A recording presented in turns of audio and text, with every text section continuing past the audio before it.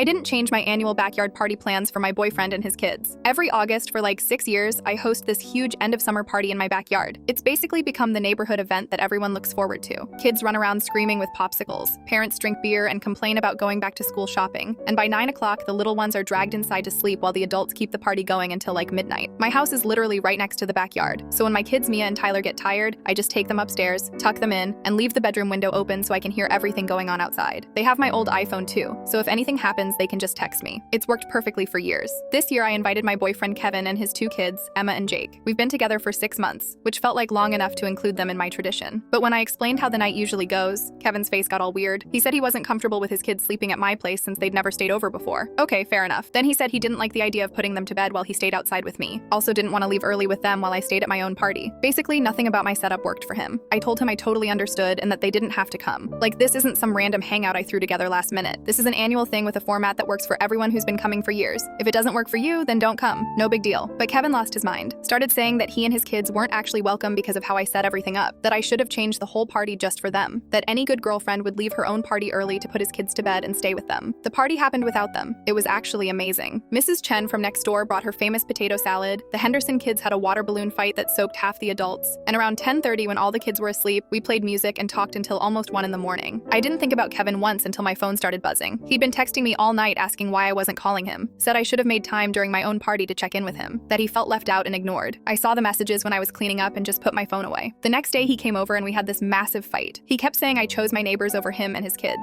that I prioritized some stupid tradition over our relationship, that if I really cared about him, I would have either changed the party format or left early to spend time with them. I told him that was insane. This party happens one night a year. Everyone knows the deal. His kids would have had fun until bedtime, and then they could have gone home or figured something else out. But changing a 6-year tradition for someone I've been dating for 6 months, making all my neighbors adapt to his comfort level, leaving my own party early, not happening. He said I was selfish and not ready for a real relationship with someone who has kids, that I clearly wasn't thinking long-term about us if I wasn't willing to make adjustments. I said maybe he was right, because someone who expected me to completely rearrange my life after 6 months probably wasn't someone I wanted to think long-term about anyway. We broke up 2 days later. He sent me this long text about how I'd realize what I lost when I was alone at next year's party.